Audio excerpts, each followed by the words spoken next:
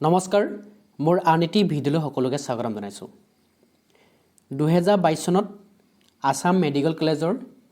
G gate 4 পৰীক্ষা হৈছিলে আজি আমি এটো ভিডিঅ'ত সেই পেপাৰখনত ম্যাথমেটিক্সৰ জি 10টা প্ৰশ্ন আহিছিলে সেই প্ৰশ্নকেইটা আমি আলোচনা কৰিব লৈছো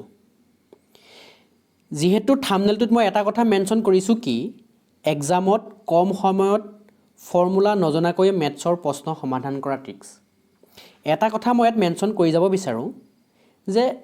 যিকোনো পৰীক্ষাটা আপুনি যদি উঠাই লয় হেতু গ্ৰেড 3 হওক বা গ্ৰেড 4 হওক ম্যাথমেটিক্সৰ এনেকুৱা ধৰণৰ দুই তিনটা প্ৰশ্ন আহে যিকেইটা প্ৰশ্ন আপুনি একচুৱেল ফৰ্মুলা নজনাকৈও আপুনি সমাধান কৰিব পাৰিব ঠিক একেদৰে এই পেপাৰখনটো তেনেকুৱা ধৰণৰ প্ৰশ্ন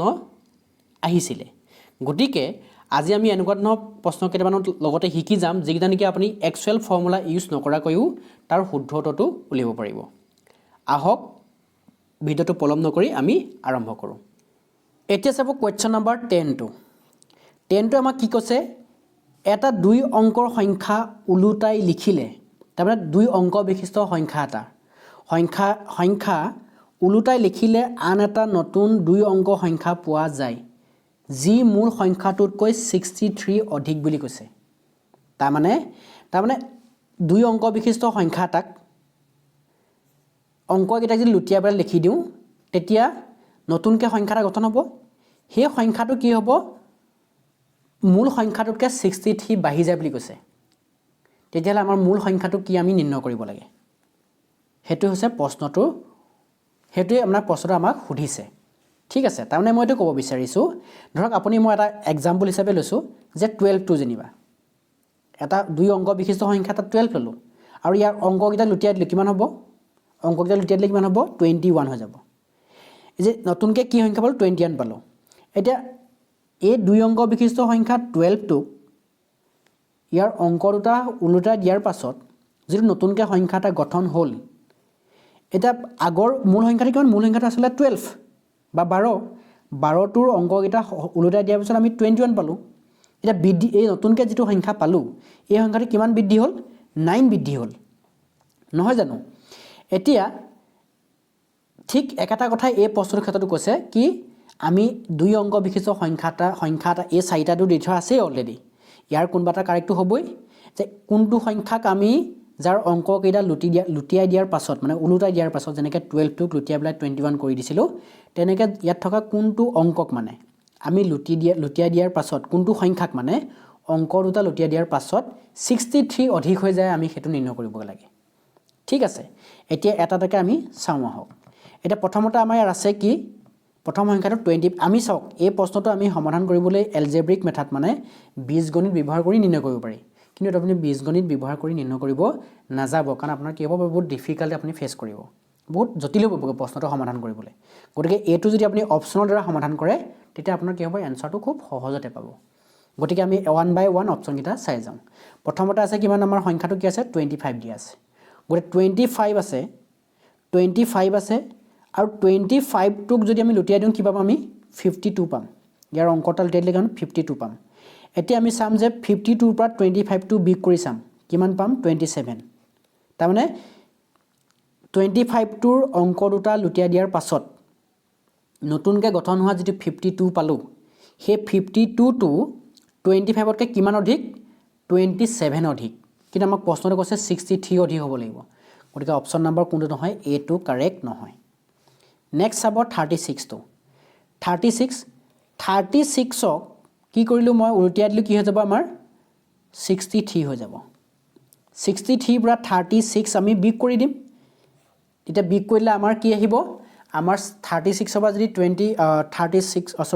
63 পৰা 36 যদি বিয়োগ কৰি দিও আমাৰ এনসাৰটো আহিব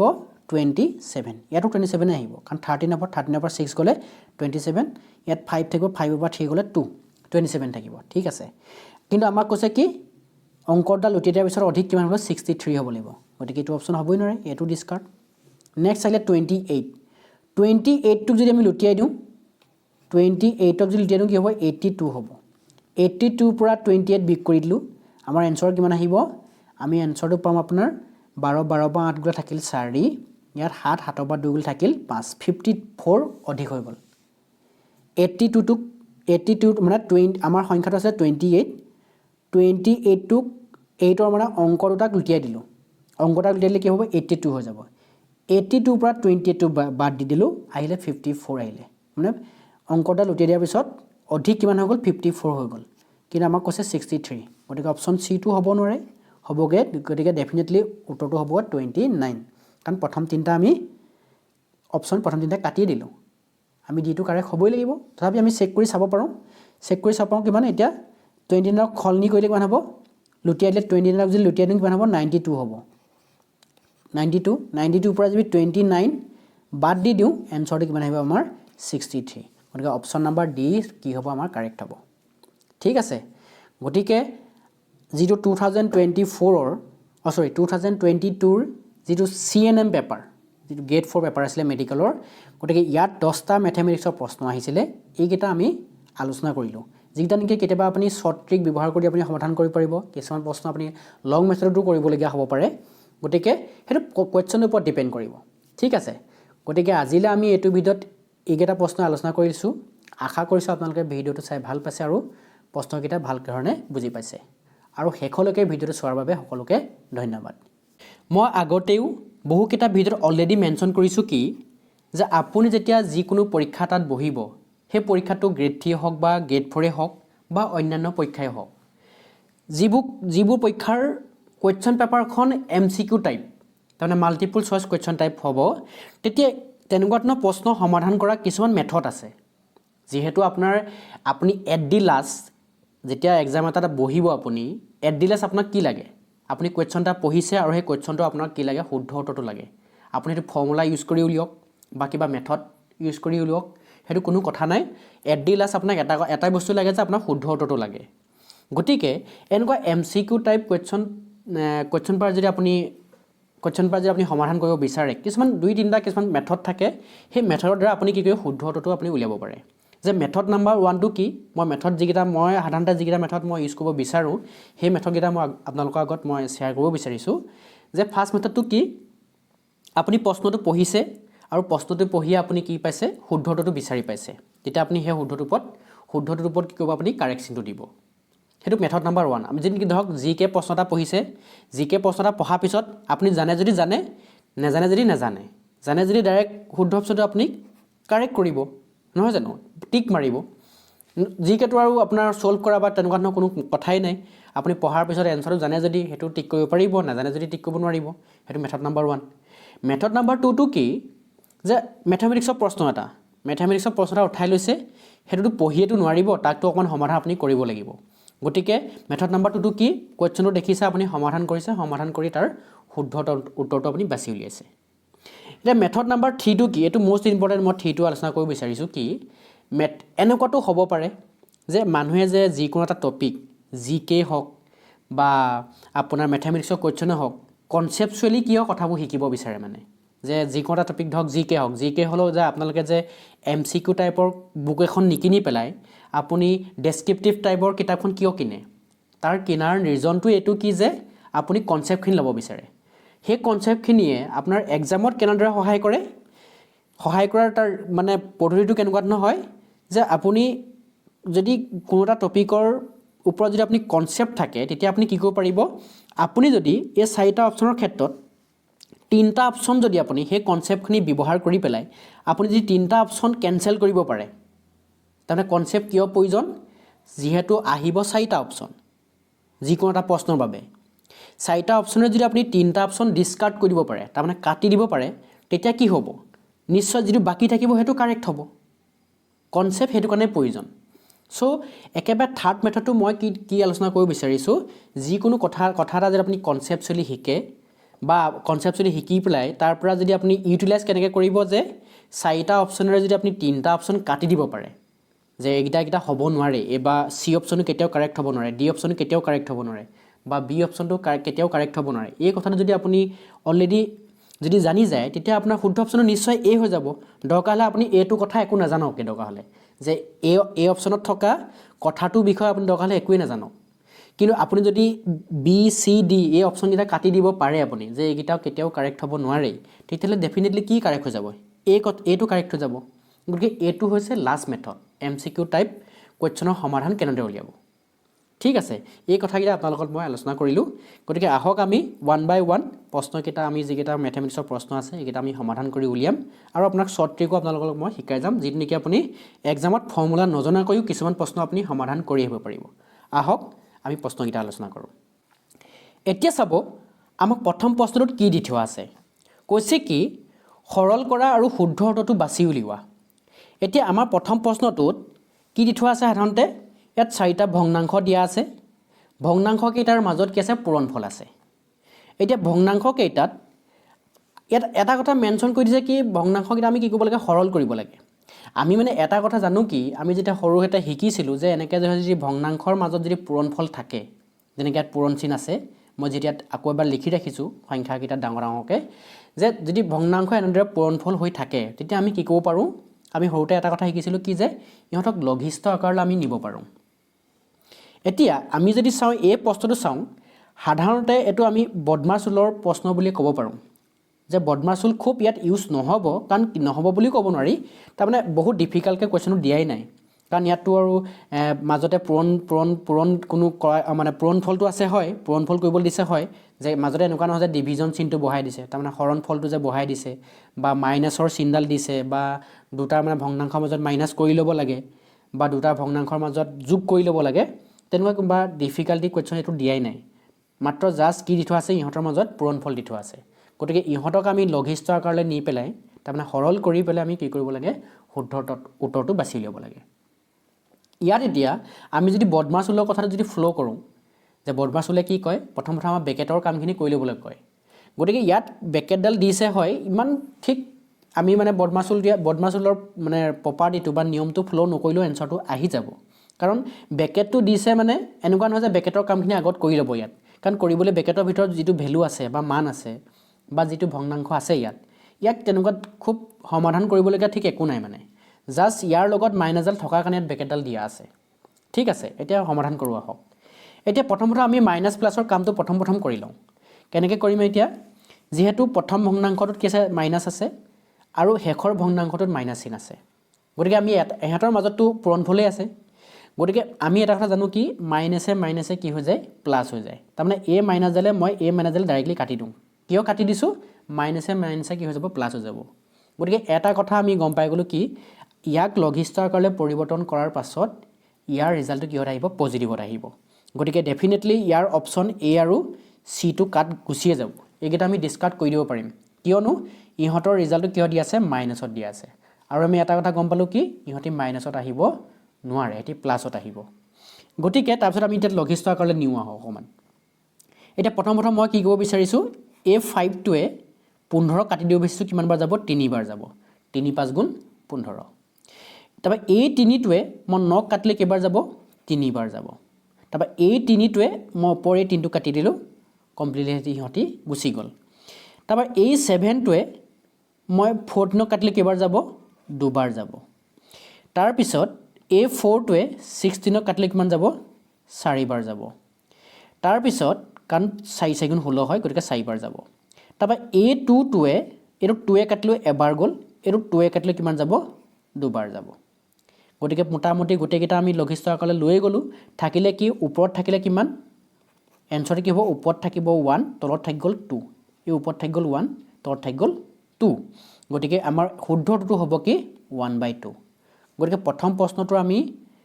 সিম্পলিফাই কৰাৰ পাছত তাৰমানে সৰল কৰাৰ পাছত ইয়াৰ শুদ্ধটো বিচাৰি পালোঁ কি 1/2 তাৰমানে বি অপশ্যনটো ইয়াৰ কাৰেক্ট হ'ব ঠিক আছে আমি বুজিব পাৰিছোঁ আমি কেনেদৰে সমাধান কৰিছোঁ ঠিক আছে নেক্সট প্ৰশ্নটো চাব তেতিয়াহ'লে এতিয়া চাওঁ আহক আমি 2 নম্বৰ প্ৰশ্নটো এই 2 নম্বৰ প্ৰশ্নটো মই আপোনালোকক দুটা ধৰণে কৰি দেখাম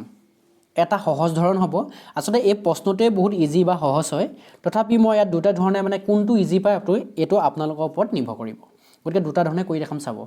এতিয়া প্ৰশ্নটো আমাক কি দি থোৱা আছে দুটাৰ সংখ্যাৰ যোগফল কিমান দি থোৱা আছে 74 দি থোৱা আছে আৰু কৈছে কি সংখ্যা দুটাৰ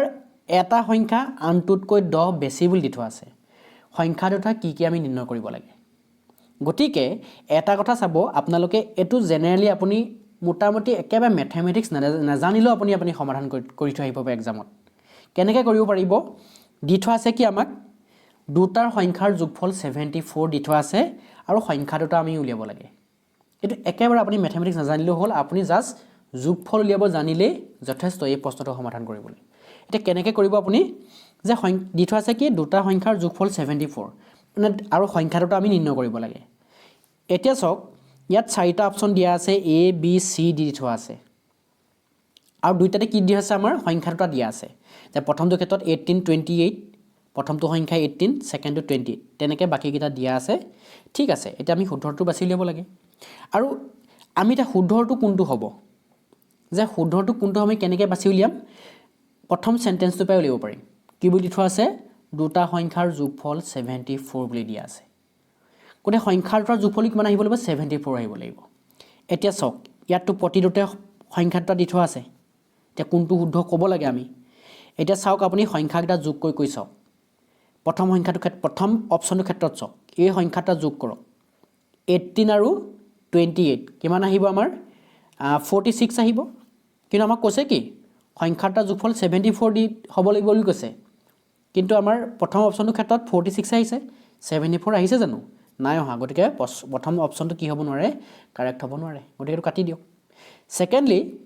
সেকেন্ডলি কিমান আছে প্ৰথম সংখ্যাটো 20 দিয়া আছে সেকেন্ড সংখ্যাটো কিমান দি থোৱা আছে 30 ইহঁতৰ মাজত যোগ কৰক কিমান আহিব 50 আহিব আমাৰ উলিয়াব লাগিব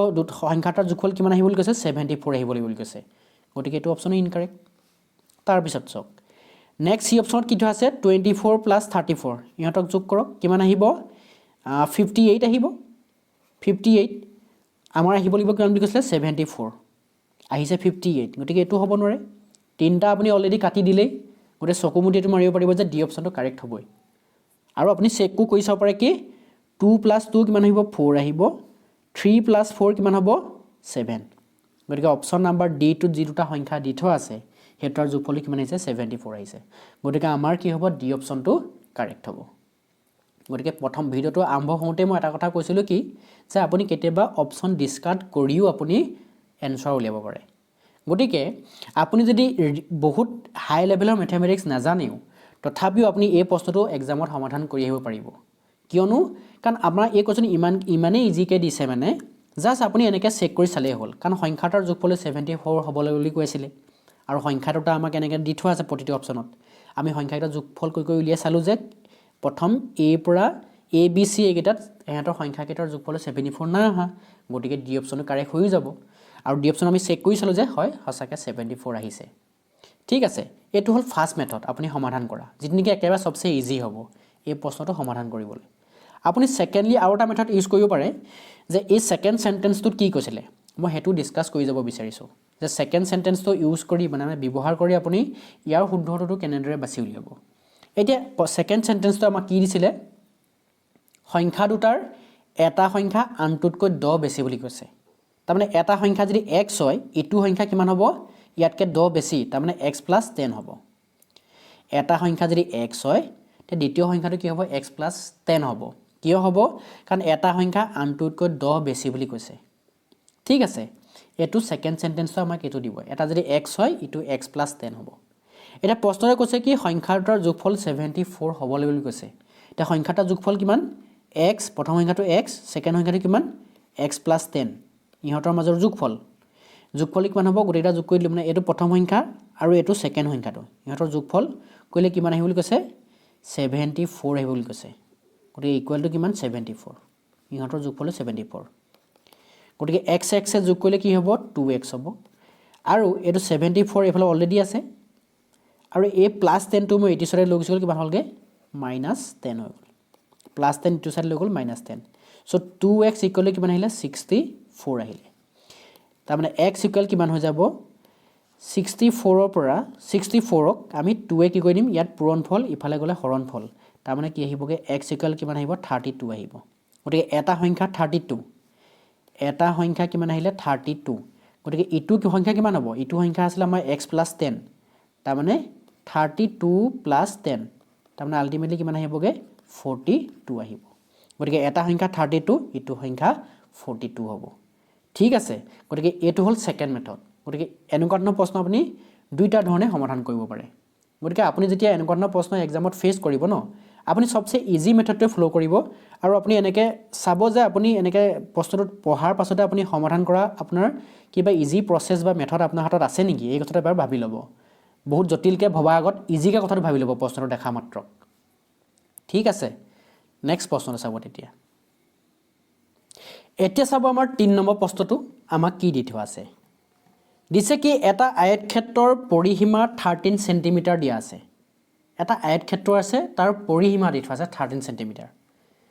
প্ৰস্থ কি দি থোৱা আছে 2 সমস্ত 4 ভাগৰ 3 দি থোৱা আছে সেন্টিমিটাৰ ইয়াৰ দৈৰ্ঘ্য কিমান আমি নিৰ্ণয় কৰিব লাগে তাৰ মানে আমি আয়তক্ষেত্ৰ বুলি ক'লে আমি সাধাৰণতে কি বুজি পাম যে আপুনি এখন পথাৰৰ কথা ভাবিব পাৰে যে পথাৰখন কেনেকুৱা আয়তক্ষেত্ৰৰ দৰে আয়তক্ষেত্ৰ মানে কেনেকুৱা আমি আয়তক্ষেত্ৰত কি বুলি বুজি পাওঁ আয়তক্ষেত্ৰৰ কি হয় যে আয়তক্ষেত্ৰৰ সাধাৰণ যিটো প্ৰপাৰ্টি বা এটা ধৰ্ম আয়তক্ষেত্ৰৰ সাধাৰণ প্ৰপাৰ্টি বা ধৰ্মটো কি সিহঁতৰ বিপৰীত বাহুবোৰ সমান তাৰ মানে এ বাহুডালৰ লগত এ বাহুডাল কিমান হ'ব সমান হ'ব আৰু এ বাহুডালৰ লগত এ বাহুডাল সমান হ'ব এটো আয়তক্ষেত্ৰৰ সাধাৰণ যিটো প্ৰপাৰ্টি বা ধৰ্ম বুলি কয় আৰু জ্যামিতিকেলিটো বহুত আছে গতিকে আমি সাধাৰণতে জানিবলগীয়া কম্পিটিটিভ এক্সামৰ কাৰণে যথেষ্ট এইখিনি ঠিক আছে এটা কথা হ'ল কি এই আয়তক্ষেত্ৰটো পৰিসীমা দিয়া আছে কিমান 13 সেন্টিমিটাৰ দিয়া আছে আৰু আমি নিৰ্ণয় কৰিব লাগে পৰিসীমা দি আছে 13 সেন্টিমিটাৰ আৰু প্ৰস্থ দি থোৱা আছে 2 সমস্ত 4 ভাগৰ 3 দি থোৱা আছে সো 2 সমস্ত 4 ভাগৰ 3 টো আমি ইয়াক যদি প্ৰকাশ কৰোঁ ভগ্নাংশত কেনেকুৱা হ'ব গতিকে এনেকুৱা মিশ্ৰ ভগ্নাংশ ৰাখি যদি আমি প্ৰকৃত ভগ্নাংশ লৈ যাওঁ দেখিবলৈ কেনেকুৱা হ'ব আমাৰ 2 4 গুণ তলত হ'ব 4 নহয় জানো তলত থাকিব 4 2 4 গুণ 8 তলত 4 হা 2 4 গুণ 8 8 3 কিমান হ'ব এই দুইটোৱে 4 লগত পূৰণ কৰিব লাগে কিমান হ'ব 8 ওপৰৰ লগত যোগ কৰিব লাগে কিমান হ'ব 8 3 11 গতিকে ওপৰত হ'ব 11 তাৰ মানে 4 ভাগৰ 11 হ'ব হেতু হৈছে প্ৰস্থ 4 ভাগৰ 11 সেন্টিমিটাৰ এতিয়া আমি কি কৰিব লাগে এই আয়তক্ষেত্ৰটোৰ দৈৰ্ঘ্য নিৰ্ণয় কৰিব লাগে প্ৰস্থ দিয়া আছে আৰু পৰিসীমা দিয়া আছে এতিয়া এটা কথা মই ইয়াত কৈ যাব বিচাৰো কি যে প্ৰশ্নটো এতিয়া মই ডাইৰেক্টলি ফৰ্মুলাটো ইউজ কৰি উলিয়াই দিব পাৰোঁ তেনেকুৱা নহয় ঠিক আপোনালোক কনসেপ্টটো অকমান মই কৈ যাব বিচাৰো যে পৰিসীমা মানেনো কি আচলতে আমাক যে আয়তক্ষেত্ৰৰ পৰিসীমা উলিয়াব কয় বা বৰ্গক্ষেত্ৰখনৰ যে আমাক পৰিসীমা উলিয়াবলৈ কয় তাৰমানে পৰিসীমা মানেনো কি যে এই আয়তক্ষেত্ৰখনৰ যিটো বাউণ্ডেৰী আছে নহয় জানো চাৰি সীমা আছে সেই চাৰি সীমাটোৰ দৈৰ্ঘ্যটোকে পৰিসীমা বুলি কয় তাৰ মানে এতিয়া চাওকচোন এই আয়তক্ষেত্ৰৰ বাহুৰ কেইটা আছে চাৰিটা বাহু আছে এটা বাহু দুটা বাহু তিনিটা বাহু চাৰিটা বাহু এই চাৰিটা বাহুৰ যিটো দৈৰ্ঘ্য ইহঁতৰ যোগফলটোকে পৰিসীমা বুলি কয় তাৰ মানে এই প্ৰশ্নটোৰ ক্ষেত্ৰত যদি কওঁ মই যে এডাল বাহু যোগ এডাল বাহুৰ দৈৰ্ঘ্য যোগ এডাল বাহুৰ দৈৰ্ঘ্য যোগ আৰু এডাল বাহুৰ দৈৰ্ঘ্য যোগ তাৰ মানে এই চাৰিডাল বাহুৰ দৈৰ্ঘ্যৰ যিটো যোগফল হেতু কিমান দি থোৱা আছে 13 সেন্টিমিটাৰ দিয়া আছে আৰু ইয়াৰ প্ৰস্থ কিমান দি থোৱা আছে প্ৰস্থটো কিমান দি থোৱা আছে তাৰমানে প্ৰস্থ মানে এডাল প্ৰস্থ ভাবিছে এডাল প্ৰস্থ আৰু এডাল প্ৰস্থ এটা প্ৰস্থটো কিমান দি থোৱা আছে আমাক 11/4 দি থোৱা আছে সেন্টিমিটাৰ এটো 11/4 সেন্টিমিটাৰ দি থোৱা আছে ঠিক আছে আমি এতিয়া উলিয়াব লাগে ইয়াৰ দৈৰ্ঘ্য তাৰমানে এ এল টো উলিয়াব লাগে আৰু এডাল যদি এ দৈৰ্ঘ্যটো যদি ইয়াত মই এল বুলি ভাবো ইয়াৰ দৈৰ্ঘ্য যদি এল বুলি ভাবো গতিকে ইয়াৰো এলই হ'ব কিয় এল হ'ব কাৰণ বিপৰীত বাহু সমান ঠিক আছে এ এলৰ মানটো কিমান আহিব আমি নিৰ্ণয় কৰিব লাগে এতিয়া আয়তক্ষেত্ৰৰ যদি আমি পৰিসীমা উলিওৱা যদি ফৰ্মুলাটো লিখো কেনেকুৱা টাইপৰ হয় আয়তক্ষেত্ৰৰ পৰিসীমা উলিওৱা ফৰ্মুলাটো কি 2 * l + b হয় 2 to l মানে হৈছে লেংথ তাৰমানে দৈৰ্ঘ্য b মানে হৈছে প্ৰস্থ বা বেছ ঠিক আছে ব্ৰেথ কয় বেছ নকয় ব্ৰেথ কয় প্ৰস্থ এটো হৈছে আয়তক্ষেত্ৰৰ পৰিসীমা উলিওৱা ফৰ্মুলা ঠিক আছে এতিয়া আপুনি যদি এক্সামত এই ফৰ্মুলাটো যদি আপোনাৰ মনত থাকে তেতিয়া আপুনি অতি সহজে উলিয়াব পাৰিবই যদি ফৰ্মুলা আপোনাৰ যদি মনত নাথাকিও তেতিয়াও আপুনি উলিয়াব পাৰিব কেনেকৈ উলিয়াব পাৰিব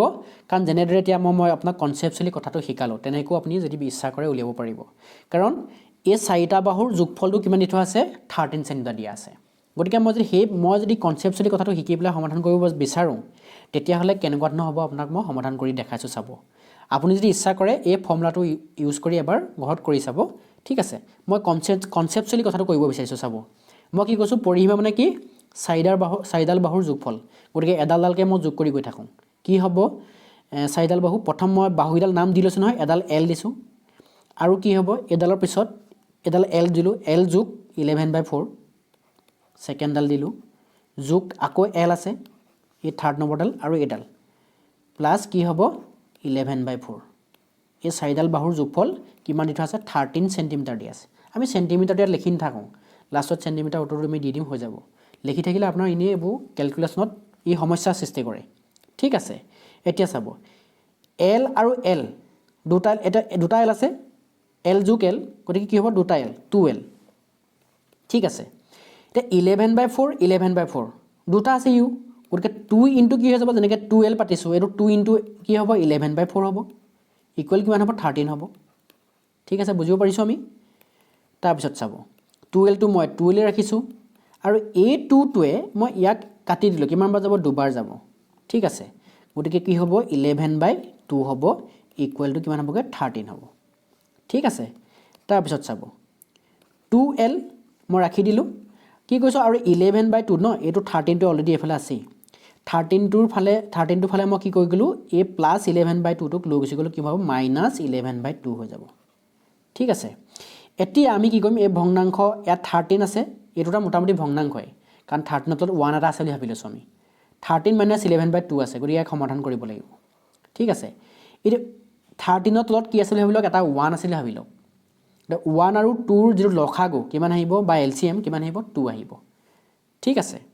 তাৰপিছত আমি কেনেকৈ কৰোঁ এইটোকে আমি যিটো মোৰ লং মেথড আমি আচলতে একচুৱেল মেথডটো কি সেইটো ক'ব বিচাৰিছোঁ 13ৰ তলত 1 এটা আছে বুলি ভাবি লোৱা যায় মানে আৰু 1 আৰু 2ৰ LCMটো কিমান আহিব 2 আহিব গতিকে 2 পাতিলোঁ তাৰপিছত মেথডটো কি এই ইয়াত তলত যে 13ৰ যে 1 এটা আছে যে তলত যে সেই 1তে 2টো কি কৰিব লাগে হৰণ কৰিব লাগে কেইবাৰ যাব দুবাৰ যাব 1 এ 2 হৰণ কৰিলে কেইবাৰ যাব দুবাৰ যাব সেই 2টোৱে ওপৰত লগত পূৰণফল কৰি দিব লাগে তাৰমানে 2 ইনটু 13 তাৰমানে কিমান হ'ব ৰিজাল্টটো 26 হ'ব গতিকে ইয়াত আমি কি পাতিম 26 পাতিম এই মাইনাছডাল মাইনাছ দিলোঁ 2টোৱে 2ক আকৌ হৰণ কৰিম কিমান বাৰ যাব এবাৰ যাব আৰু সেই এবাৰতে 11ক পূৰণ কৰিলে কিমান হ'ব 11 থাকিব চ' 26 মাইনাছ 11 কিমান আহিব আমাৰ এইটো হ'বগৈ 15 বাই কি হ'ব 2 হ'ব তাৰমানে কাৰ এনচাৰটো আহিলেগৈ এইটো এইফালে আহি আছে ন কোন আহিছে লগত 2lটো আহি আছে 2l ইকুৱেল কিমান পালোগৈ 15/2 পালোগৈ ঠিক আছে তাৰপিছত চাব আপুনি এলটো উলিয়াব গৈ আছে আমি দৈৰ্ঘ্য উলিয়াব গৈ আছোঁ গতিকে মই প্ৰথমতে এলটো ৰাখি দিলোঁ এলটো লেফ্ট হেণ্ড চাইডে তাৰমানে বাওঁ হাতে ৰাখি দিছোঁ আৰু 2টো ইয়াত পূৰণফল হৈ আছিলে ইফালে গ'লে কি হ'ব হৰণফল তাৰমানে 15 হ'বগৈ ন হৰণ ক'লে কিমান হ'বগৈ এই 2টো অলৰেডি আছে আৰু এটা 2 গৈ তল চাইডে লাগিবগৈ তাৰমানে মোটামুটি হ'বগৈ 2 ইনটু 2 ডেট মিনছ 4 হ'বগৈ 15 বাই কি হ'বগৈ 4 হ'ব এল ইকুৱেল এতিয়া আমি কি কৰিম 15ক কি কৰিম 4 ডিভাইড কৰিম কিমান আহিব এনচাৰটো 15/2 আমি এলৰ মানটো 15/4 পালোঁ কিন্তু আমাৰ যিকেইটা অপশ্যন ABC আছে ইয়াত ABCD যিকেইটা অপশ্যন আছে সেইকেইটাত 15/4টো নাই গতিকে মিশ্ৰ ভগ্নাংশত আছে গতিকে আমি 15ক কিহে কৰিব লাগিব 4 ডিভাইড কৰি চাব লাগিব মিশ্ৰ ভগ্নাংশত নিবলৈ ঠিক আছে আমি 4 ডিভাইড কৰি দিওঁ কিমান বাৰ যাব 4 বাৰ নাযাব 4 বাৰ গ'লে 4 ছেকেণ্ড হ'লেও হৈ যাব বাঢ়ি যাব গতিকে যাব 3 বাৰ যাব গতিকে 3 4 গুণ 12 বাকী থাকিব কিমান 3 বাকী থাকিব ঠিক আছে গতিকে ইয়াক যদি আমি মিশ্ৰ ভগ্নাংশত লিখোঁ কেনেকুৱা হ'ব আমি হৰণ কৰিছোঁ কিহে সেইটো তলত কিহে হৰণ কৰিছোঁ 4 হৰণ কৰিছোঁ তাৰপিছত আপোনাৰ 4 হৰণ কৰোঁতে কেইবাৰ গ'ল 3 বাৰ গ'ল 3টো ইয়াত বাকী কিমান থাকিলে 3 থাকিলে গতিকে 3টো ওপৰত গতিকে এইটো হ'বগৈ আমাৰ এলৰ মান কিমান আহিলে 3/4 তাৰমানে এলৰ ভেলুটো কিমান আহিলেগৈ আমাৰ এইখনত মই এইখনত অকণ বক্স বনাই দিছোঁ এইখন কথাটো অকণমান ক্লিয়াৰ হ'বলৈ ঠিক আছে কি হ'বগৈ 3/4 চেণ্টিমিটাৰ হ'বগৈ আমাৰ উত্তৰটো তাৰমানে এলৰ মানটো তাৰমানে আয়তটোৰ দৈৰ্ঘ্যৰ মান গতিকে শুদ্ধ অপশ্যনটো কিমান হ'ব 3/4 চেণ্টিমিটাৰ তাৰমানে আমাৰ হ'বগৈ বি অপশ্যনটো কাৰেক্ট ঠিক আছে আমি বুজিব পাৰিছোঁ গতিকে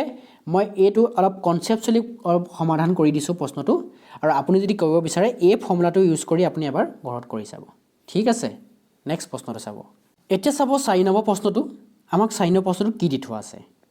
কৈছে কি এটা সমকোণী ত্ৰিভুজৰ কৰ্ণ আৰু এটা বাহুৰ দৈৰ্ঘ্য ক্ৰমে 5 চেণ্টিমিটাৰ আৰু 3 চেণ্টিমিটাৰ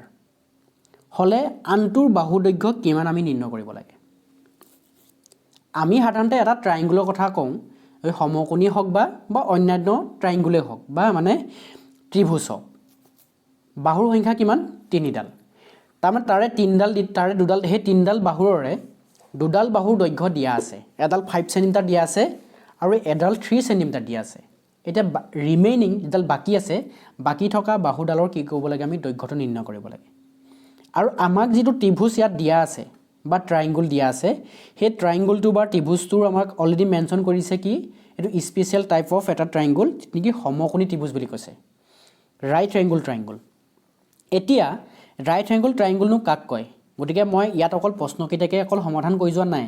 প্ৰশ্নকেইটাৰ লগত কনসেপ্টটো দি যাব বিচাৰিছো যাতে আপোনালোকে এনেকুৱা ধৰণৰ প্ৰশ্ন আহিলে যাতে এক্সামত আপুনি সমাধান কৰিব পাৰিব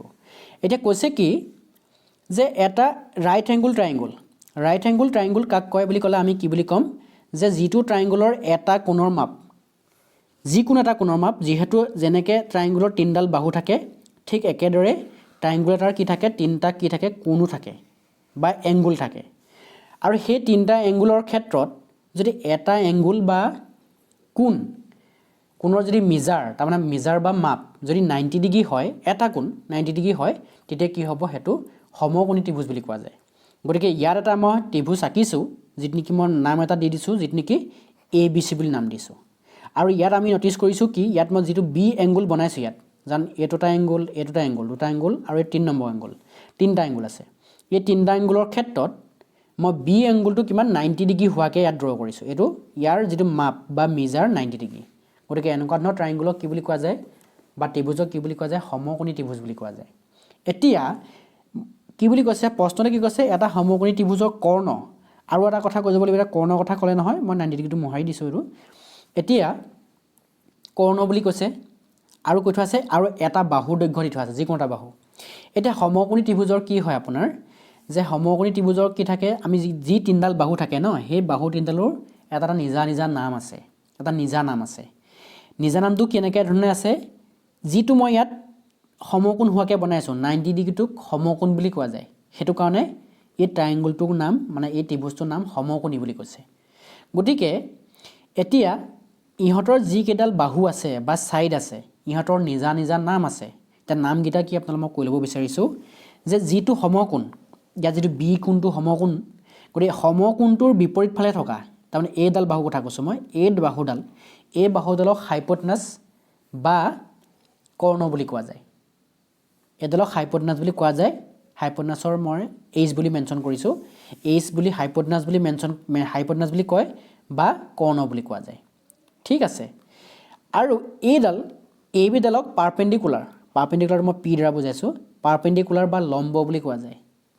আৰু এই তলত থকা ডাল বেছ বা ভূমি যাক নেকি বেছটো মই বি দ্বাৰা মেনশ্যন কৰিছো এডালক বেছ বা ভূমি বুলি কোৱা যায় ঠিক আছে এটা প্ৰশ্নতে কৈছে কি আমাক কৈছে কি সমকোণী ত্ৰিভুজৰ কৰ্ণ আৰু এটাৰ বাহুৰ দৈৰ্ঘ্য কমে 5 সেন্টিমিটাৰ এটা কথা হল কি এই কৰ্ণডালৰ দৈৰ্ঘ্যটো কিমান দি থোৱা আছে 5 সেন্টিমিটাৰ আমাক দি থোৱা আছে আৰু ইয়াত থকা যি আৰু কি কৈছে যি কোনটা বাহুৰ দৈৰ্ঘ্য কথা আছে বাকি যেটো আমাৰ 3 সেন্টিমিটাৰ দিয়া আছে ন হেতু এটা বাহু বুলি কৈছে এটা বাহু এই পাৰপেন্ডিকুলাৰ ডালো হ'ব পাৰে তাৰমানে লম্বডালৰ দৈৰ্ঘ্য 3 সেন্টিমিটাৰ হ'ব পাৰে বা ভূমিডালৰ হ'ব পাৰে হেতু যি কোনো এডালৰ কথা কৈছে আপোনাৰ মনস্যামতা ল'ব পাৰিব ইয়াত থকা কোনোবা এডাল মই মানিলো এডালৰ দৈৰ্ঘ্যটো কিমান 3 সেন্টিমিটাৰ পাৰপেন্ডিকুলাৰ দৈৰ্ঘ্যটো কিমান মানি লৈছো মই 3 সেন্টিমিটাৰ মানি লৈছো এতিয়া আমি উলিয়াব লাগে বেছডালৰ দৈৰ্ঘ্যটো উলিয়াব লাগিব তাৰমানে এই ভূমিডালৰ দৈৰ্ঘ্যটো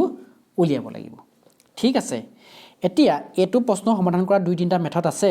তথাপি মই ইয়াত পাইথাগোৰাছৰ যেটো আমাৰ পাইথাগোৰাছৰ সমকোণী ত্ৰিভুজৰ ক্ষেত্ৰত পাইথাগোৰাছে এটা ফৰ্মুলা দি গৈছে সেই ফৰ্মুলাটো মই ইয়াত ইউজ কৰিম কাৰণ বাকি কেইটা ইয়াতকে অকমান ডিফিকাল্ট হ'বগে মানে যে কেনেকৈ আমি ইয়াত অপচন ডিসকাৰ্ড কৰি উলিয়াব পাৰিব কেনেকৈ পাৰি যে এটা কথা আছে কি আমি জ্যামিতিলে বহুত জ্যামিতি ভিতৰলৈ সোমাই যোৱা হ'ব এই মই যদি হেতু মেথড কওঁ মেথডটো কি যে মানে কি হয় ত্ৰিভুজৰ কি হয় দুডাল বাহুৰ যোগফলটো মানে ইয়াত যিকোনো ডাল বাহুৰ যোগফলটো তৃতীয় বাহুতকৈ সদায় কি হ'ব ডাঙৰ হ'ব মানে তাৰ মানে দুডাল বাহু ধৰক এডাল 5 সেন্টিমিটাৰ আছে এডাল 3 সেন্টিমিটাৰ আছে 5 + 3 ন 8 আছে এই 8 টো এডালৰ দৈৰ্ঘ্য যিমান মানে ইয়াতকৈ সদায় এই 8 টো সদায় ডাঙৰ হ'ব লাগিব তাৰ মানে বি ডালৰ দৈৰ্ঘ্যটো 8 সেন্টিমিটাৰকৈ বাঢ়িব নোৱাৰিব প্ৰপাৰ্টিটোৱে কৈছে কি মানে ধৰ্মতক মানে আমাৰ যেটো ৰুলটোৱে কি কৈছে কি ত্ৰিভুজৰ দুডাল বাহুৰ যোগফল তৃতীয় বাহুতকৈ ডাঙৰ গতিকে সেই মেথডটো ইউজ কৰি কৰিব পাৰি তথাপি মই ইয়াত ডিছকাছ নকৰোঁ সেইটো অকণমান আপুনি ডিফিকাল্ট ফিল কৰিব চ' আমি পাইথাগোৰাছৰ ফৰ্মুলাটো ইয়াত ব্যৱহাৰ কৰিম মই পাইথাগোৰাছে সমকোণী ত্ৰিভুজৰ বাবে এটা ফৰ্মুলা দি গৈছে তাৰ ফৰ্মুলাটো কি ফৰ্মুলাটো কৈছে কি হাইপটেনাছ স্কুৱেৰ তাৰমানে আমাৰ যিডাল হাইপটেনাছ বা কৰ্ণডালৰ বৰ্গ মানে বা স্কুৱেৰ সমান কি দি থোৱা আছে আমাক কি বুলি দিছে পাৰপেণ্ডিকুলাৰ স্কুৱেৰ পাৰপেণ্ডিকুলাৰ মানে পি বা লম্বডালৰ স্কুৱেৰ প্লাছ বেছ বা ভূমিৰ স্কুৱেৰ বুলি দি থোৱা আছে তাৰমানে বৰ্গ এইটো পাইথাগোৰাছে দিয়া ফৰ্মুলা এতিয়া ইয়াৰ জেগাই জেগাই আমি ভেলু পুট কৰি দিম আৰু যিটো ভেলু নাই সেইটোক আমি নিৰ্ণয় কৰিম ঠিক আছে এতিয়া এইচৰ ভেলুটো কিমান দি থোৱা আছে আমাক 5 দি থোৱা আছে গতিকে 5 স্কুৱেৰ চেণ্টিমিটাৰটো আমি এতিয়া নিলিখোঁ তেনেকৈ থাকিব পি স্কুৱেৰ কিমান পিটো আমি 3 চেণ্টিমিটাৰ 3 স্কুৱেৰ আৰু বিটো আমি নাজানো গতিকে বি স্কুৱেৰটো বি স্কুৱেৰ ৰাখি দিম বি স্কুৱেৰটো বি স্কুৱেৰ ৰাখিছোঁ আমি ঠিক আছে এতিয়া এইটো 5 স্কুৱেৰ মানে 25 হয় আৰু এইটো হ'ব আপোনাৰ 3 স্কুৱেৰ মানে কি হ'ব 9 হ'ব 3 স্কুৱেৰ মানে 9 9 স্কুৱেৰ 9 আৰু প্লাছ বি স্কুৱেৰ হ'ল তাৰপিছত মই কি কৰিম এতিয়া 25টো আছে নহয় এই 9টো মই লৈ আহোঁ এফালে 9টো এফালে প্লাছ হৈ আছিলে এইফালে গ'লে কি হ'ব মাইনাছ হৈ যাব কাৰণ সমান চিহ্ন মই বাওঁ হাতে লৈ আহিছোঁ ইকুৱেলটো কি হ'বগৈ বি স্কুৱেৰ আৰু 25ৰ পৰা যদি 9 গুচি যায় থাকিব 16 ইকুৱেলটো কি হ'বগৈ বি স্কুৱেৰ হ'বগৈ ঠিক আছে তাৰপিছত 16ক আমি কি লিখিব পাৰোঁ তাৰমানে 16ক আমি কি লিখিব পাৰোঁ 4 বৰ্গ হিচাপে লিখিব পাৰোঁ 4 স্কুৱেৰ 4 বৰ্গৰ হিচাপে লিখিব পাৰোঁ ইকুৱেলটো কি হ'ব বি স্কুৱেৰ হ'ব গতিকে দুইটা চাইডে স্কুৱেৰ আছে মই এৰি দিম স্কুৱেৰটো এৰি দিম তাৰমানে 4 ইকুৱেলটো কি 4 ইকুৱেল বি তাৰমানে বি ইকুৱেলটো 4 তাৰমানে বিটো আমি যিহেতু এইচটোক 5 চেণ্টিমিটাৰ মানি লৈছিলোঁ পাৰপেণ্ডিকুলাৰ পিটোক 3 চেণ্টিমিটাৰ মানি লৈছিলোঁ আমি উলিয়াবলৈ বি ভেলু গতিকে বি ভেলুটো পালোঁগৈ কি 4 চেণ্টিমিটাৰ পালোঁগৈ গতিকে আমাৰ শুদ্ধ অপশ্যনটো কিমান হ'বগৈ 4 চেণ্টিমিটাৰ মই ইয়াত এই বিটো মানে ইয়াত যে বি স্কুৱেৰ যে আছে যে এই স্কুৱেৰডাল ইয়াক ৰুট অভাৰ হিচাপে লৈ আহিব পাৰোঁ তাৰমানে বৰ্গমূল হিচাপে লৈ আহিব পাৰোঁ কিন্তু সেইটো চিন সাধাৰণতে বৰ্গমূল চিনটো ব্যৱহাৰ কৰিলে আমি সাধাৰণতে খুব টান নিচিনা ফিল কৰোঁ গতিকে মই এই বৰ্গমূল হিচাপে লৈ অহা নাই গতিকে 16টোক মই 4 স্কুৱেৰ হিচাপে পাতি দিছোঁ আৰু ইফালে বি স্কুৱেৰটো আছেই গতিকে দুই চাইডে থকা স্কুৱেৰটোক মই এৰি দিছোঁ তেতিয়া কি হ'ব 4 ইকুৱেলটো বিৰ হ'ব তাৰমানে আমাৰ যিডাল বাকী থকা যিডাল বাহু সেই ত্ৰিভুজটোৰ যাক নেকি আমি বেছ বুলি মানিছোঁ বা ভূমি বুলি মানিছোঁ তাৰ দৈৰ্ঘ্যটো কিমান হ'বগৈ 4 চেণ্টিমিটাৰ গতিকে শুদ্ধ অপশ্যনটো হ'ব চি ঠিক আছে আমি বুজিব পাৰিছোঁ আপুনি যদি স্ক্ৰীনশ্বট ল'ব বিচাৰে লৈ ল'ব ঠিক আছে নেক্সট প্ৰশ্নটো চাব এতিয়া চাব কুৱেশ্যন নম্বৰ 5টো আমাক কি সুধিছে 2028 দিয়া আছে 24 নহয় দেই 2028 দি থোৱা আছে 2028 ক্ষুদ্ৰতম কি পূৰ্ণ সংখ্যাৰে পূৰণ কৰিলে এটা পূৰ্ণবৰ্গ সংখ্যা পোৱা যাব সুধিছে তাৰমানে মোটামুটি আমি এটা কথা গম পাইছোঁ কি 2028টো কি নহয় এটা পূৰ্ণবৰ্গ সংখ্যা নহয় এতিয়া আকৌ এইকণতে এটা কথা জানিব লাগিব যে কি পূৰ্ণবৰ্গ সংখ্যানো কি যে পূৰ্ণবৰ্গ সংখ্যা বুলি ক'লে আমি কি বুজি পাম যেনেকৈ 1টো এটা পূৰ্ণবৰ্গ সংখ্যা হয় কাৰণ 1টোক আমি ৰুট অভাৰ কৰিলে কি পাম 1টোক যদি আমি বৰ্গমূল উলিয়াওঁ কি হ'ব 1 আহিব যেনেকৈ আমি 4টোক কি কৰিব পাৰোঁ 4টোক আমি পূৰ্ণবৰ্গ সংখ্যা বুলি ক'ব পাৰোঁ কাৰণ 4ক যদি বৰ্গমূল উলিয়াওঁ আমি ৰিজাল্টটো কিমান পাম 2 পাম বা আমি 9টোক পূৰ্ণবৰ্গ সংখ্যা বুলি ক'ব পাৰোঁ কাৰণ ইয়াৰ যদি বৰ্গমূল উলিয়াওঁ কিমান পাম আমি 3 পাম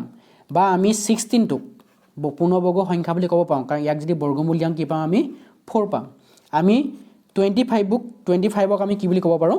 পূৰ্ণবৰ্গ সংখ্যা বুলি ক'ব পাৰোঁ কিয়নো ইয়াক বৰ্গমূল দিলে আমি কি পাম 5 পাম গতিকে এনেকুৱা ধৰণৰ সংখ্যাবোৰক সাধাৰণতে কি বুলি কোৱা যায়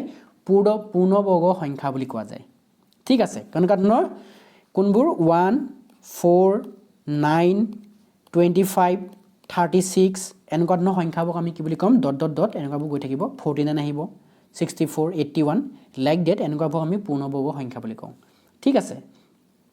এতিয়া কথা হ'ল কি আমাক প্ৰশ্নতে কি সুধিছে যে 2028ৰ লগত এনেকুৱা কি সংখ্যা পূৰণ কৰিম যাতে ই এটা পূৰ্ণবৰ্গ সংখ্যা হ'ব তাৰমানে এটা কথা আমি বুজিব পাৰিছোঁ কি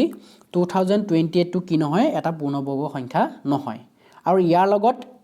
এনেকুৱা কি সংখ্যা ইয়াত 4টাটো দি থোৱা আছে 2 3 4 5 দি থোৱা আছে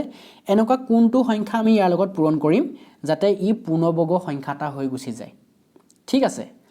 এতিয়া আমি সেই উত্তৰটো আমি নিৰ্ণয় কৰিম এতিয়া চাব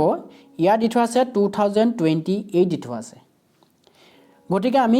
ইয়াক সমাধান কৰা যিটো মেথডটো কি মই এইটো ক'ব বিচাৰিছোঁ যে 2028 আপুনি প্ৰথম লিখি ল'ব 2028 গতিকে 2028ক আমি কি কৰিম এতিয়া আমি যিটো এনেকুৱা এটা সংখ্যা নিৰ্ণয় কৰিব লাগে যিটো সংখ্যাই 2028ক পূৰণ কৰাৰ পাছত 2028টো কি হৈ যাব পূৰ্ণবৰ্গ সংখ্যা হৈ যাব গতিকে ইয়াক কৰা মেথডটো কি চাই ল'ব গতিকে কি কৰিম আমি প্ৰথমতে 2028টো আমি প্ৰথম লিখি ল'লোঁ ঠিক আছে এতিয়া ইয়াৰ আমি কি নিৰ্ণয় কৰিম মৌলিক উৎপাদক নিৰ্ণয় কৰিম যিটো নেকি ইংলিছত কোৱা হয় প্ৰাইম ফেক্টৰাইজেশ্যন কৰিব লাগিব আমি অসমীয়াত কওঁ কি বুলি মৌলিক উৎপাদক গতিকে ইয়াৰ মৌলিক উৎপাদক আমি নিৰ্ণয় কৰিম 2028ৰ মৌলিক উৎপাদক কি প্ৰথম আমি নিৰ্ণয় কৰি লওঁ তাৰপিছত আমি গম পাম যে ইয়াৰ লগত এনেকুৱা কোনটো সংখ্যা ইয়াত থকা কোনটো সংখ্যা ইয়াৰ লগত পূৰণ কৰিম যাতে ই পূৰ্ণবৰ্গ সংখ্যা হৈ যাব ঠিক আছে এতিয়া প্ৰথম আমাৰ যদি কওঁ আমাৰ যিবোৰ স্বাভাৱিক সংখ্যা আছে প্ৰথম স্বাভাৱিক সংখ্যাটো 1 গতিকে ই মৌলিক সংখ্যা হয় জানো গতিকে 1টো মৌলিক সংখ্যা নহয় 1ৰ পাছৰ সংখ্যাটো কি 2টো হৈছে মৌলিক সংখ্যা গতিকে 2এ প্ৰথমতে ইয়াক আমি কি কৰি ল'ম মানে হৰণ কৰিম এতিয়া 2028 আছে গতিকে ইয়াক যদি আমি হৰণ কৰোঁ কিমান আহিব 2028 এইটোক এবাৰ এইটো 0ত নামি আহিব আৰু এইটো এবাৰ যাব আৰু 4ক এবাৰ যাব 2এ 8ক কিমান যাব 4 বাৰ যাব 1014 হ'ব 2এ আমি যদি হৰণ কৰোঁ ঠিক আছে তাৰপিছত আকৌ 2এ দিয়ক 2এ গৈ থকালৈকে 2এ দি থাকিব লাগিব 2এ যেতিয়া নোযোৱা হ'বগৈ তেতিয়া আমি কি দিম 3এ দিম এতিয়া আকৌ 2এ যাব এনেকুৱা নহয় যে এইটোক এতিয়া 2এ গ'ল আকৌ ইয়াক 2এ যাব এনেকুৱা নহয় যে আপুনি ডাইৰেক্টলি 4এ দি দিব কাৰণ যিহেতু আমাৰ ইয়াত 4ও ডিভাইড যাব কাৰণ কেনেকৈ যাব এতিয়া যিহেতু ইয়াক 2এ গ'ল আকৌ বা 2এ যাব মই বাৰে কিয়নো দি থাকিম 2কে ডাইৰেক্ট 4এ দি দিওঁ সেইটো নহ'ব মই মৌলিক উৎপাদকহে কৰিছোঁ কাৰণ মৌলিক উৎপাদক মই উলিয়াব বিচাৰিছোঁ 4টো মৌলিক নহয় 2টোহে মৌলিক ঠিক আছে গতিকে প্ৰথমতে 2এ দিলোঁ 2এ দিয়াৰ পিছত যদি আকৌ 2এ যায় আকৌ 2এ দিম 2এ নোযোৱা হ'লেহে মই 3এ ট্ৰাই কৰি চাম 3এ নোযোৱা হ'লেহে 5এ ট্ৰাই কৰি চাম ঠিক আছে 2এ দিলোঁ 1014 আহিলে তাৰপিছত আকৌ 2এ দিম আকৌ 2এ কৰিলে কিমান যাব 2 5 গুণ 10 0টো ইয়াত আকৌ যিটো 1 আহিব 1টো যিটো 2এ নাযাব গতিকে 0টা দি দিম 7 507 আহিব ঠিক আছে এতিয়া যিহেতু একক ঘৰত 7 আছে গতিকে নিশ্চিতভাৱে ইয়াক কিহে নাযায় 2এ নাযাব কাৰণ একক ঘৰত যুগ্ম সংখ্যা নাই আছে 7 অযুগ্ম সংখ্যা এটা আছে 2এ নাযাব গতিকে মই কি কৰিম এতিয়া 3এ দিবলৈ ট্ৰাই কৰিম 3এ যাব নে চাম এতিয়া 3এ কোনবোৰ সংখ্যাক বিভাজ্যত যায় সংখ্যাটোত থকা অংককেইটাৰ যোগফলটো কিবা হ'ব লাগিব অংককেইটাৰ যোগফলটোক 3এ বিভাজ্য হ'ব লাগিব এতিয়া অংককেইটা কি আছে 507 আছে ইহঁতৰ যোগফলটো কিমান 507ৰ যোগফলটো হৈছে 12ক 3এ যায়নে 12ক 3এ বিভাজ্য যায় গতিকে 507কো 3এ বিভাজ্য যাব গতিকে দি চাওঁ কিমান যাব আমি 3এ দিলোঁ আমি যদি 3এ দিওঁ কিমান যাব 3এ দিলে ইয়াক এবাৰ গ'ল 5ক এবাৰ যাব নহয় জানো থাকি যাব বাকী থাকিব কিমান 2 বাকী থাকিব এই 2টোৱে যিটো বাকী থকা 2টোৱে 0 লগত 20 হ'ব 20ক 3এ কৰিলে 6 বাৰ যাব 318 হ'লে আকৌ 2 থাকি যাব 27 হ'বগৈ 2টোৱে 7 27 হ'ব 27ক কিমান যাব 9 বাৰ যাব ঠিক আছে এতিয়া 3এ ইয়াক হৰণ কৰাৰ পিছত 169 আহিলেগৈ 169টো কাৰ বৰ্গ জানেনে আপুনি কাৰ 13ৰ হয় এইটো 13 আপুনি আকৌ আপুনি একেবাৰে 1 2 3কে গৈ থাকিব মানে আপোনাৰ বহুত টাইম লাগিব গতিকে এনেকুৱা ধৰণৰ কেইটামান আপুনি মনত ৰাখি ল'বই পাৰিব যেনেকৈ 11ৰ বৰ্গটো হৈছে 121 12ৰ বৰ্গটো হৈছে 144 জেগা 13ৰ বৰ্গটো হৈছে কিমান 169 গতিকে 13 টাইম যাব গতিকে আপুনি ওপৰলৈ গৈ থাকিব পাৰিব এতিয়া ধৰক 169 আহিল নহয় 3এটো ইয়াক নাযাব তাৰপৰা 4এ নাযাব এনেকৈ ওপৰলৈ গৈ থাকিব গৈ 13টো আপুনি পাই যাবগৈ যদি আপোনাৰ এনেকুৱা দুই এটা যদি 11ৰ 12ৰ 14ৰ বা 13ৰ এনেকৈ যদি বৰ্গবোৰ মনত থাকে তেতিয়া আপুনি অতি সহজতে এনচাৰটো উলিয়াবলৈ আপুনি সক্ষম হ'ব ঠিক আছে কেইটামান আমি মনত ৰাখিয়ে ল'ব 15 মানলৈকে ইয়াৰ বৰ্গৰ ভেলুবোৰ আমি মনত ৰাখিয়ে ল'ব তেতিয়া আপোনাৰ মানে এক্সামত সমাধান কৰিবলৈ ইজি হ'ব মই কি কৈছোঁ 1ৰ পৰা 15 মানলৈকে ইয়াৰ বৰ্গবোৰ ৰিজাল্ট কি আহে আপুনি মনত ৰাখি ল'ব তেতিয়া আপোনাৰ এক্সামত অকণমান আপুনি ইজি ফিল কৰিব সলভ কৰিবলৈ যেনেকৈ এতিয়া ধৰক 169 ই কিহে বিভাজ্য যাব আপুনি এক্সামত বিচাৰি উলিয়াব নোৱাৰিব, বহুত টাইম লাগিব। কাৰণ এটা এতিয়া 3 লৈকে গৈছেহে আপুনি এনেকুৱালৈকে, তাৰপাছত আপুনি 5 দি চাব, 7 দি চাব, কিবা এনেকৈ দি গৈ থাকিব, বহুত টাইম লাগিব। গতিকে ডাইৰেক্টলি এতিয়া মই 169টোৰ কাৰ বৰ্গ বুলি জানো, মই 13ৰ জানো কাৰণে ডাইৰেক্টলি মই কৰি দিছোঁ। গতিকে মোৰ সহজতে ওলাইছে। ঠিক আছে, আপুনি এটলিষ্ট 1ৰ পৰা 15 মানলৈকে বৰ্গৰ ভেলুখিনি মনত ৰাখি ল'ব। ঠিক আছে, 13 টাইম গ'ল। গতিকে তাৰমানে এটা কথা কি গম পালোঁ, 2028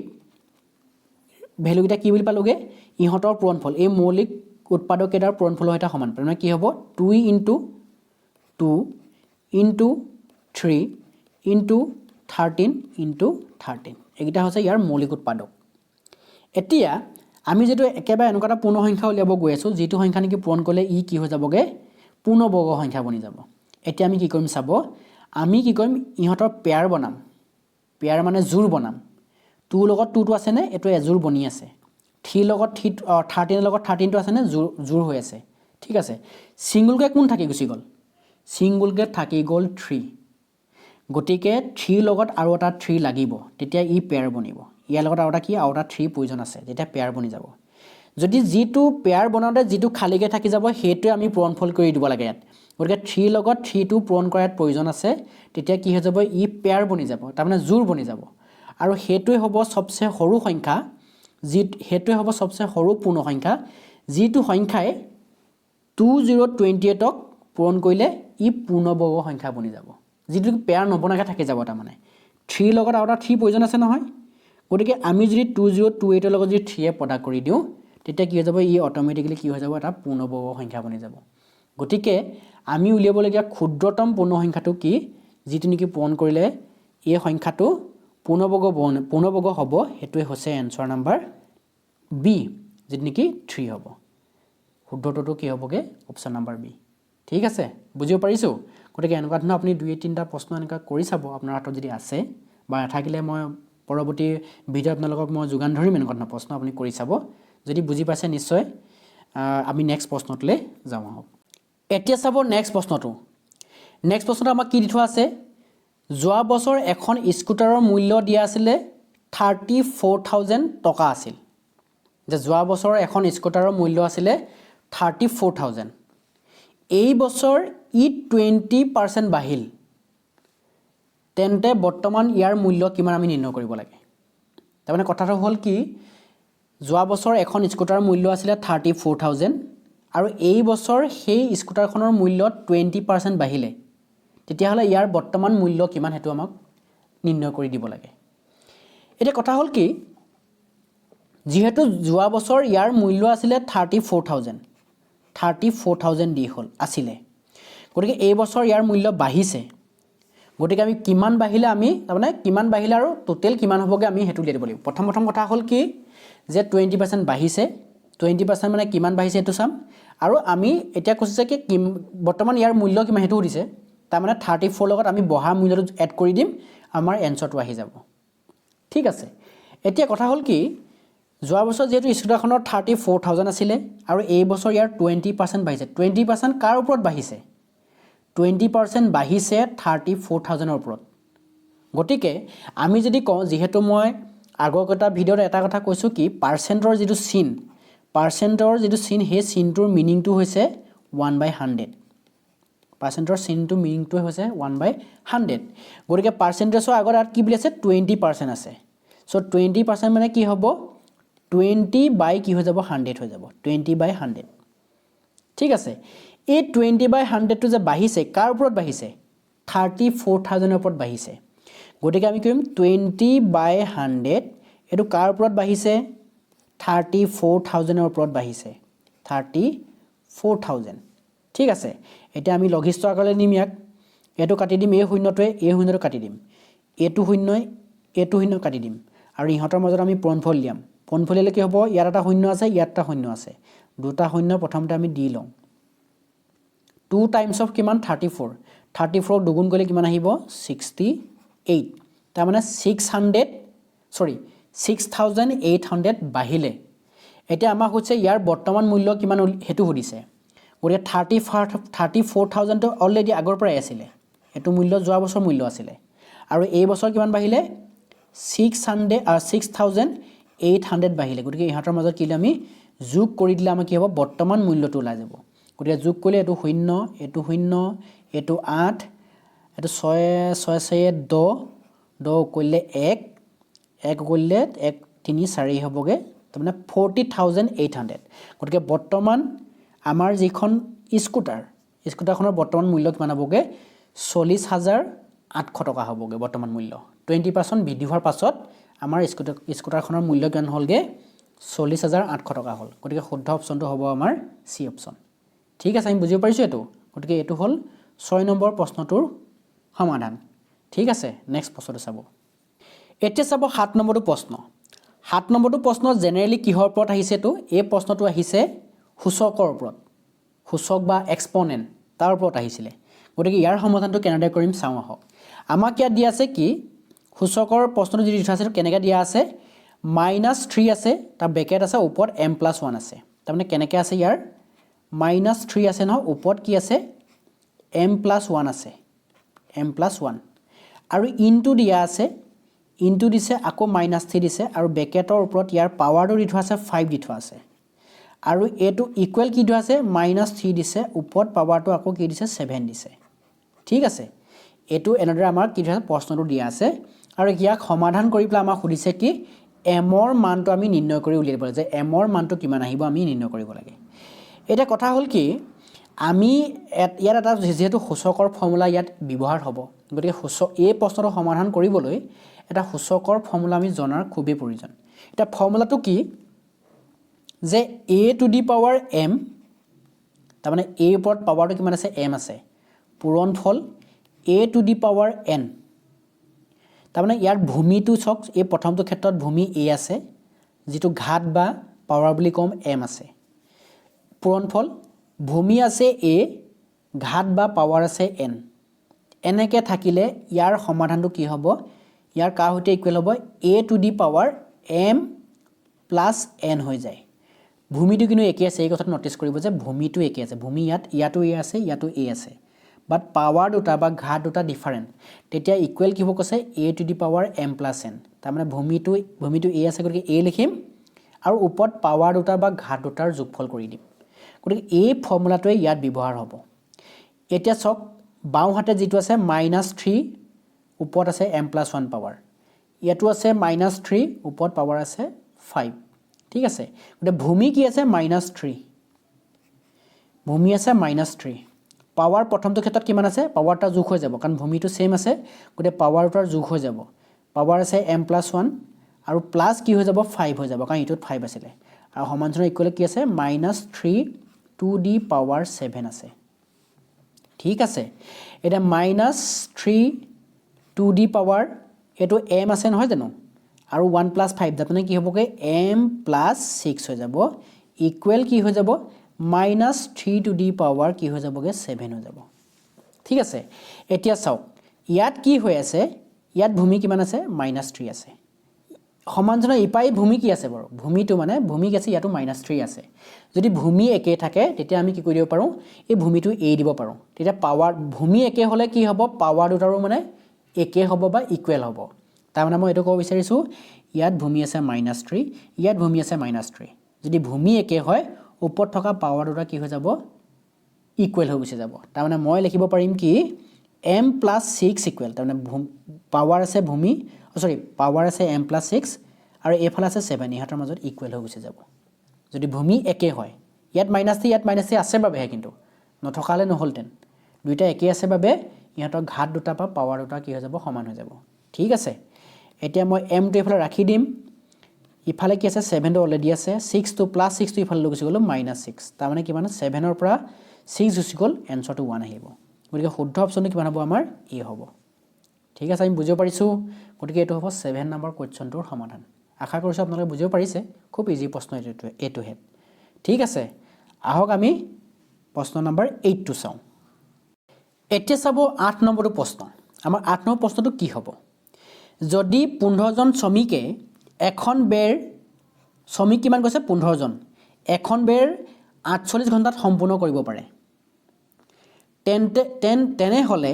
হে একেই কাম 30 ঘণ্টাত কৰিবলৈ কিমানজন শ্ৰমিক লাগিব তাৰমানে কি আমি এটা কথা জানো কি যে শ্ৰমিক 15জন শ্ৰমিকে বেৰখন মানে সম্পূৰ্ণ কৰিবলৈ 48 ঘণ্টা লাগে তেতিয়া 30 জনে তেতিয়া আমাৰ 30 ঘণ্টাত কৰিবলৈ কিমানজন শ্ৰমিক লাগিব আমাক সুধিছে এতিয়া এটা কথা চাব আপোনালোকে যে যদি আমাক কামটো কম সময়ত কৰিব বিচাৰো তেতিয়া কি হ'ব লাগিব শ্ৰমিকৰ সংখ্যা বঢ়াব লাগিব মই যদি কম মোৰ বেৰখন খুব কম সময়ত লাগে তেতিয়া কি কৰিব লাগিব মই শ্ৰমিক বেছিকৈ নিয়োগ কৰিব লাগিব আৰু যদি মই যদি বেছিকৈ শ্ৰমিক নিয়োগ কৰোঁ তেতিয়া কি হ'ব কামটো সোনকালে পাম কামটো যদি দেৰিকৈ মোৰ পাবলৈ লাগে তেতিয়া মই কি কৰিম শ্ৰমিকৰ সংখ্যা কমাই দিম তাৰমানে শ্ৰমিক বাঢ়িলে সময় কমি যাব শ্ৰমিক কমিব সময় বাঢ়িব তাৰমানে এটাৰ লগত আনটো সম্পৰ্ক আছে শ্ৰমিকৰ লগত যিটো আমাৰ সময় দি আছে সময়টো এটাৰ পোনপটীয়াভাৱে কি আছে এটাৰ ইয়াৰ সম্পৰ্ক আছে এটোকে কয় ডাইৰেক্ট ভেৰিয়েশ্যন বুলি কয় ইংলিছত ঠিক আছে যেটো প্ৰপৰ্চনেল বুলি যেটো আমি শিকিছিলোঁ মানে ঠিক আছে তাৰমানে কি কৈছোঁ মই কি ক'ব বিচাৰিছোঁ শ্ৰমিক বাঢ়িব সময় কমিব সময় বাঢ়িব তাৰমানে শ্ৰমিক কমিব শ্ৰমিক যদি বাঢ়ে সময় কমি যাব শ্ৰমিক যদি কমি যায় সময় বাঢ়ি যাব হেতু নহয় জানো গতিকে এনেকুৱা ধৰণৰ ডাইৰেক্ট ভেৰিয়েশ্যন টাইপৰ কোৱেশ্চন বুলি কোৱা যায় গতিকে এই প্ৰশ্নটো আমি কেনেদৰে সমাধান কৰিম চাওঁ আহক এতিয়া আমি এই প্ৰশ্নটো সমাধান কৰিবলৈ এটা বক্স বনাই ল'ম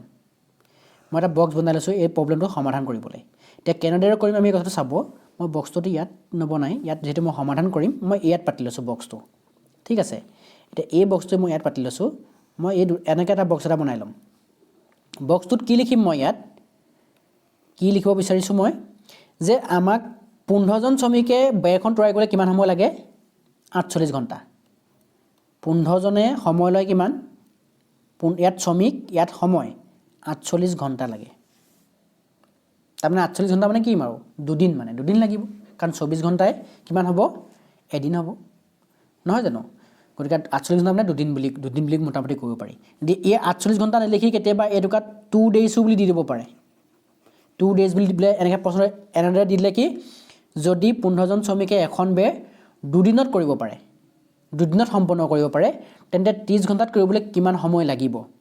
তেতিয়া কিন্তু এটা কথা তেতিয়া আপোনালোকে কি ক'ব লাগিব যেটো 30 ঘণ্টা বুলি কৈছে ন ইয়াত 30 ঘণ্টাটো আমি দিনত প্ৰকাশ কৰিবলৈ আপোনাৰ বাবে অসুবিধা হৈ যাব 30 ঘণ্টাটো দিনত প্ৰকাশ কৰিবলৈ যাওঁতে আপোনাৰ কি হ'ব অলপ অসুবিধা ফিল হ'ব